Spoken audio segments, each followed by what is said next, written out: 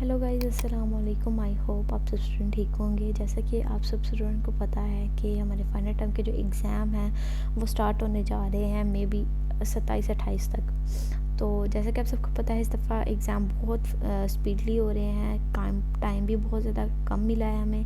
इसलिए मैं उन स्टूडेंट्स के लिए लेके आई हूँ ये शॉर्ट लेक्चर, ये वीडियो, जिसमें मैं उन्हें बताऊँगी कि आप बिना हैंडआउट्स को रीड किए, बिना किसी पास पेपर के रीड किए इस फाइल से, इस वीडियो से किस तरह 80% पेपर जो है वो दे सकते हैं। तो मैं आपको बता दूं कि आज मैं जो चीज़ प्रिपेयर करवा रही हूँ मैं उसकी गारंटी देती हूँ कि 80% पेपर जो है ना वो मेरा इस बताए हुए जो मैं आपको बताऊंगी इसी में से आएगा, ये मेरी गारंटी है।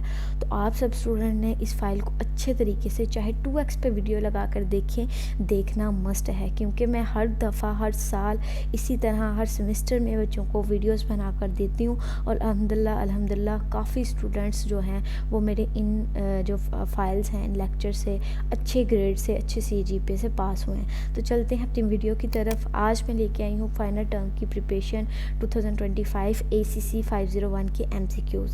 इंशाल्लाह इसकी सब्जेक्टिव में अपलोड कर दूंगी, लेकिन मैं भी आज कर दूँ या कल परसों तक कर दूँ, लेकिन कर दूंगी इसी चैनल पर। तो आप सब स्टूडेंट ने इसको 2x पे बेशक लगा कर देखिए, देखना मस्ट है क्योंकि इसी में से पेपर आएगा। तो चलते हैं, करते हैं अपनी स्टार्ट वीडियो जी। सबसे पहला क्वेश्चन है हमारे पास, MCQs है, the accounting definition of income is. इसमें जो करेक्ट आंसर है वो हमारे पास उसका फार्मूला है income is equal revenue minus expense. ये इतना मोस्टली रिपीटेड ये MCQs है जो बार बार आता है। तो आप लोगों ने इसे अच्छे तरीके से करना है ताकि आपको इस चीज़ का जो फार्मूला है वो याद हो। वैसे मैं आपको बेसिकली चीज़ बता दूं, ACC 501 में टोटल खेल माइनस प्लस और मल्टीप्लाई का होता है, डिवाइड कहीं लास्ट पे जाकर है, लेकिन माइनस प्लस और मल्टीप्लाई इसका सारा खेल है। तो चलिए आगे बढ़ते हैं सेकंड क्वेश्चन की तरफ। सेकंड क्वेश्चन है, what would be the capital spending of organization who purchase fix asset for of 2 lakhs and sold fix asset of 45,000। तो मैंने आपको पहले भी बता दिया है माइनस प्लस का खेल है। हमने क्या करना है, हमने 2 लाख में से 45,000 को माइनस कर देना है। मैं यहाँ पे कैलकुलेटर भी ओपन कर लेती हूँ ताकि आपको साथ साथ करवा भी दूँ। ये देखें हमने क्या करना है, हमने 2 लाख में से माइनस कर देना है 45,000। ये देखिए 155,000 हमारे पास, 1,55,500 हमारे पास आंसर आ गया, तो वो ये वाला आंसर है। ओके, सेकंड चलते हैं। Selected information from S&T company accounting records is follows. Cash paid to retrieve common shares 1,500, proceed from issuance of preference shares to 20,000, cash dividends paid 800। And इसका हमारा एक और है, यहाँ पे आपको बताती चलूँ, on its cash flow statement for the year S&T company should report net cash flow from financial activities as. तो ये हमने यहाँ पे बताना है कि वो 8,000 जो है वो नेट कैश एसेट जो है वो इनफ्लो करती है, ये जो हमारी S&T कंपनी है। उसके बाद एक और S&T कंपनी का आ गया, जैसे यहाँ पे S&T कंपनी है ना, यहाँ आपको कोई भी कंपनी आ सकती है।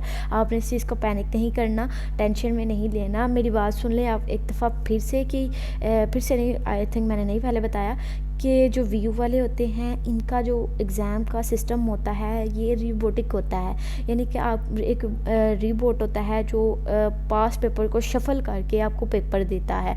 तो उसमें ये होता है वर्डिंग तो चेंज हो जाती है लेकिन सॉल्यूशन वही होता है, क्वेश्चन वही होता है। तो आपने अच्छे तरीके से इस हेडिंग को पढ़ना है, देन ऑप्शन की तरफ जाना है। यहाँ पर जैसे S&T है, यहाँ पर XYZ हो सकता है, ABC हो सकता है, कोई भी कंपनी हो सकती है। जैसे यहाँ पे है कि SNK कंपनी, S&T, ज़रा मैं से थोड़ा सा ना जूम आउट करती हूँ। जो S&T कंपनी है उसका करंट रेशो जो है वो 3:2 है और करंट लायबिलिटी जो है वो 30,000 है। What would the net capital of the company, तो ये हमारे पास आ गया है 1,500। इसके सारे बेसिक जितने भी फार्मूले हैं वो हम लोग मिड में कर चुके हैं। मेरी पिछली वीडियो जो थी उस पर मैंने सब कुछ जितने भी फार्मूले थे इम्पोर्टेंट वो आपको मैंने करवा दिए थे। उसके बाद आ जाता है हमारे पास which of the following would not improve the current ratio, तो वो issue long term debit to buy inventory जो है वो जो है हमारे करंट रेशो को इम्प्रूव नहीं करता।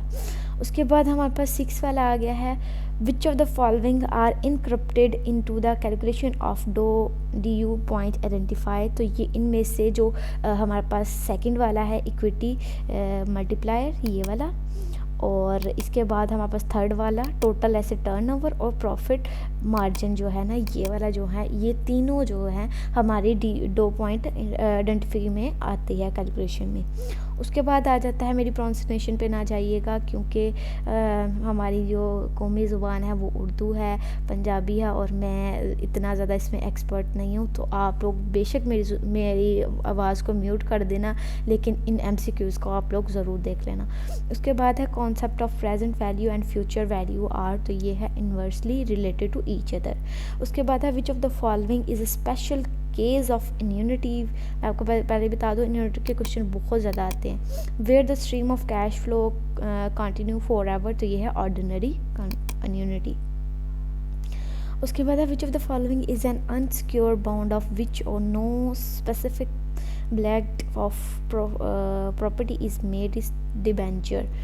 डिबेंचर की यहाँ पर मैंने ये भी लिखी हुई है, छोटी सी देख लें आप। Debenture is an unsecured bond of which no specific pledge of property is made. उसके बाद है which of the following type of return refer to the percentage change in the amount of money you have is nominal return. यहाँ पे नीचे लिखा हुआ है कि your nominal return is the percentage change in the amount of money you have. उसके बाद है what real rate is dash all interest rate will tend to be, तो ये हमारे जो जितने भी रियल रेट होते हैं वो हायर होते हैं, और जो हमारा इंटरेस्ट, जब हमारे रियल रेट जो हाई होंगे तो हमारा इंटरेस्ट रेट है वो भी हाई हो जाएगा। उसके बाद है ये देखिए यहाँ पे भी लिखा हुआ है when real rate is high, जब हमारा रियल रेट हाई होगा तो जितने भी हमारे इंटरेस्ट रेट होंगे टेंडर के वो हायर हो जाएंगे, एंड वाइस वर्सा होगा। उसके बाद है which of the following is extra yield that investors damn and on our taxable bond as a compensation for unfavorable tax treatment is, तो ये हमारा आ गया टैक्सेबिलिटी प्रीमियम। इन्वेस्टर डिमांड करता है एक्स्ट्रा यील्ड की टैक्सेबल बॉन्ड से जो compensation है अनफेवर टैक्स ट्रीटमेंट, इसे हम कहते हैं taxability premium. Which of the following market previously issued securities are trade among investor, तो ये हमारी सेकेंडरी मेमोरी में आता है। सेकेंडरी मेमोरी ऐसी होती है जिसमें हम लोग मार्केट प्राइमरी मार्केट ऐसी होती है जिसमें हम अपना जो सिस्टम है वो किसी को उसमें कोई कमी पेशी नहीं कर सकते, लेकिन जो सेकेंडरी मेमोरी आती है ये हम किसी को दे भी सकते हैं और इजीली बाय भी होती है।